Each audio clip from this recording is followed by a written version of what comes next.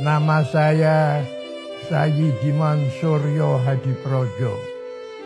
Pangkat saya terakhir di TNI adalah Letnan Jenderal TNI.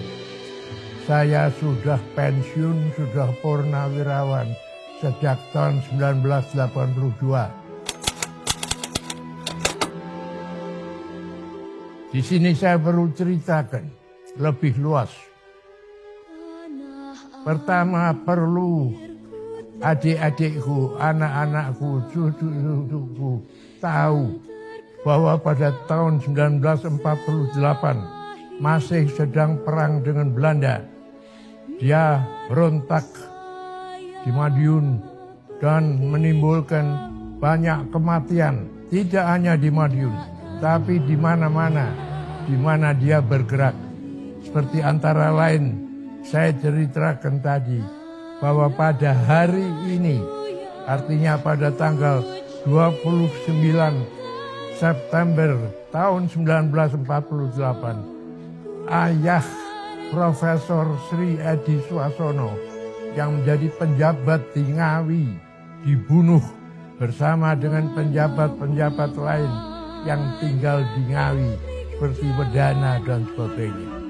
Selain dari itu, ada pembunuhan lain-lain di Madiun, di Blora, di Pati, pendeknya di tempat-tempat di mana PKI relatif ada kekuatan, dia melakukan pembunuhan.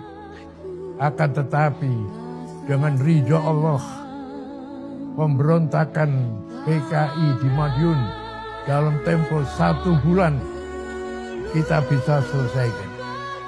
Pasukan TNI Angkatan Darat, khususnya Siliwangi, berhasil menyelesaikan tugas yang dilimpahkan oleh pemerintah untuk menyelesaikan itu. Pada waktu itu, Bung Karno tegas. Ketika pemberontakan dimulai, Bung Karno menanya kepada rakyat. Rakyat memilih Soekarno atau Musso. Musso adalah nama pemimpin PKI waktu itu. Jadi tegas Bung Karno. Dan rakyat milih Soekarno. Dan Soekarno menang. Sehingga kita dengan cepat dapat mengakhiri, menyelesaikan pemberontakan Madiun itu. Jadi oleh karena itu, memang di masyarakat Indonesia ada rasa penolakan, bahkan di kalangan Islam banyak kebencian oleh karena PKI seringkali melakukan gangguan pada pondok pesantren dan lain-lain. Akan tetapi sejarah membantu PKI karena pada bulan Desember tahun 1948 Belanda menyerang. Dan ketika Belanda menyerang, masih ada unsur-unsur PKI yang belum kita likuidasi. Unsur-unsur PKI ini kemudian turut melawan Belanda. Dan oleh karena itu, oleh Republik khususnya Pak Gatot Subroto sebagai Gubernur Militer Jawa Tengah memaafkan mereka dan melakukan pemberontakan dan membenarkan mereka ikut serta melawan Belanda.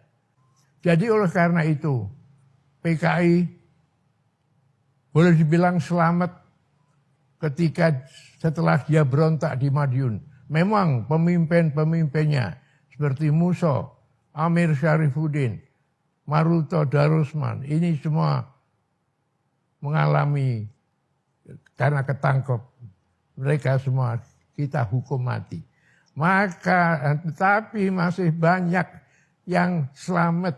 Antara lain yang selamat adalah D.N. Aidit yang waktu itu masih muda dan teman-temannya yang setelah tahun 50 kemudian membangun kembali PKI.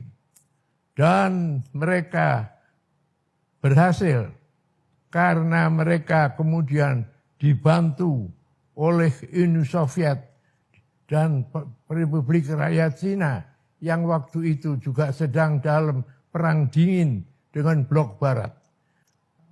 Dengan bantuan itu, maka PKI di Indonesia yang pada tahun 48 berontak, tapi selamat, dan pada waktu Republik Indonesia mengadakan pemilihan umum pertama pada tahun 1954, PKI malah menjadi nomor 4. Nomor 1 adalah Masyumi, nomor 2 adalah PNI, nomor 3 adalah Nahdlatul Ulama, dan nomor 4 PKI. Jadi bisa kita bayangkan bahwa dia berkembang terus dengan bantuan juga dari luar negeri. Proses itu menimbulkan kondisi di Indonesia bahwa PKI makin kuat, dan kemudian pada tahun 60-an telah menjadi partai komunis yang terbesar di dunia di luar Uni Soviet dan Republik Rakyat Cina. Kalau sampai Presiden Soekarno tidak ada, PKI akan mengalami perlawanan dengan TNI Angkatan Darat yang tidak bisa menyetujui keberadaan PKI di Indonesia. Hubungan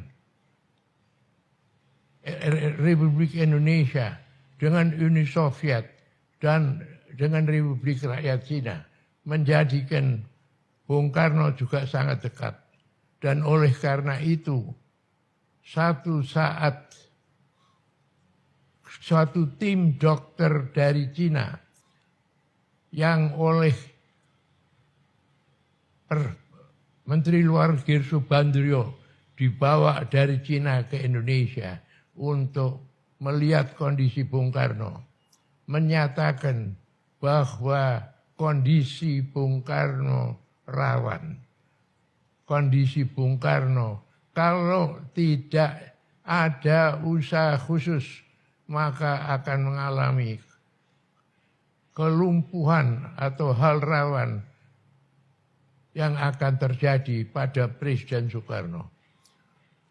Tentu ketika mendengar ini, pimpinan PKI dan pimpinan Republik Rakyat Cina waspada dan mengambil tindakan-tindakan dan merasa perlu mengambil tindakan-tindakan agar supaya tidak terjadi PKI dihancurkan oleh TNI Angkatan Darat.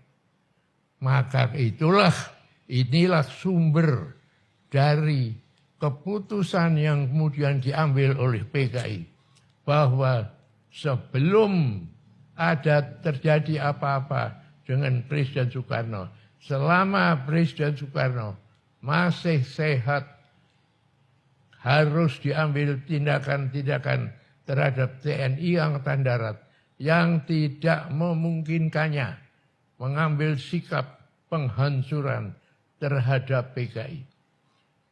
Untuk itulah kemudian pimpinan PKI, DNID, membentuk suatu badan namanya Biro Khusus. Biro Khusus ini dipimpin oleh Zam Kamaruzaman. Dan tugas utama Biro Khusus adalah